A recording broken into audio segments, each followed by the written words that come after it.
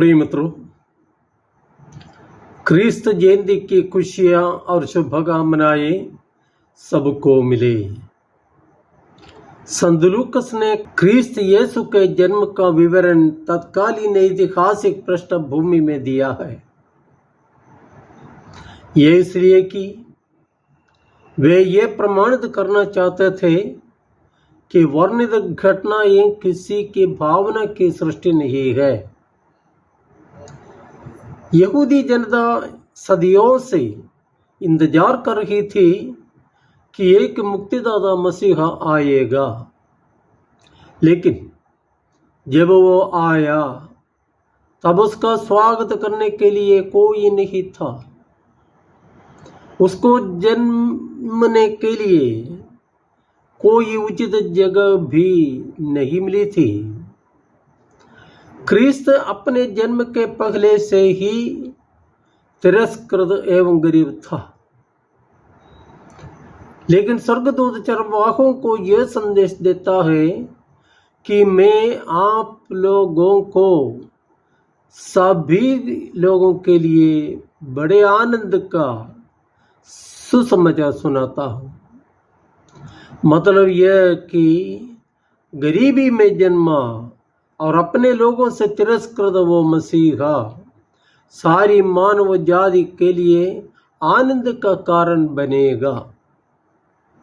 क्रिस्त का जन्म फलस्तीन में यहूदी वंश में हुआ जरूर, लेकिन वो केवल यहूदियों का मुक्तिदाता नहीं था, बल्कि उसका जन्म संसार के अंत तक धरती पर जन्म लेने वाले सबों के लिए मुक्ति का, प्रेम का, शांति का, आनंद का कारण है।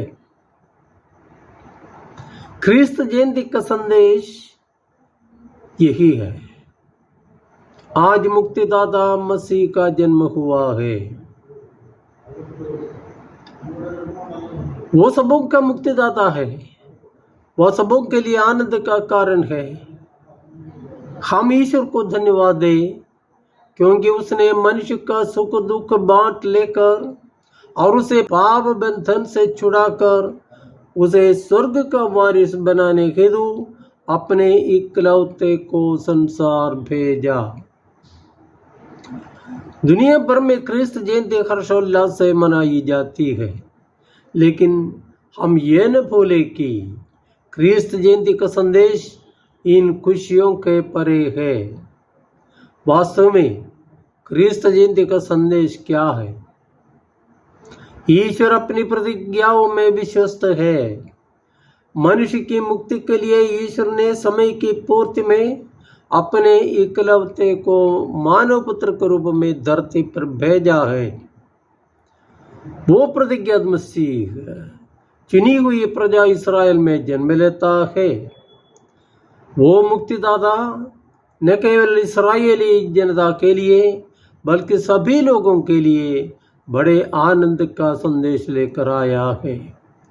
ये संदेश ईश्वर के कृपा पात्र मनुष्यों को शांति प्रदान करेगा। कुल मिलाकर क्रिस्त जयंती का संदेश यह है कि करुणामय ईश्वर दुखित, पीड़ित, वंचित और दबे हुए मनुष्य को शांति और बड़े आनंद से संपन्न करने हेतु स्वर्ग से उतर आया है। इसे पाने के लिए मनुष्य को सबसे पहले ईश्वर की कृपा के योग्य बनना चाहिए। यह ईश्वरीय कृपा पाने का एकमात्र उपाय है पापों पर पश्चाताप करके मन परिवर्तित होना। प्रभु यीशु इसी करुणा और प्रेम के सुसमाचार को लोगों को सुनाते हुए 3 साल फलस्तीन में घूमे फिरे। इस संदेश का मतलब समझने की कृपा के लिए हम प्रार्थना करें। सबको क्रिस्त जयंती मुबारक हो। जय यीशु।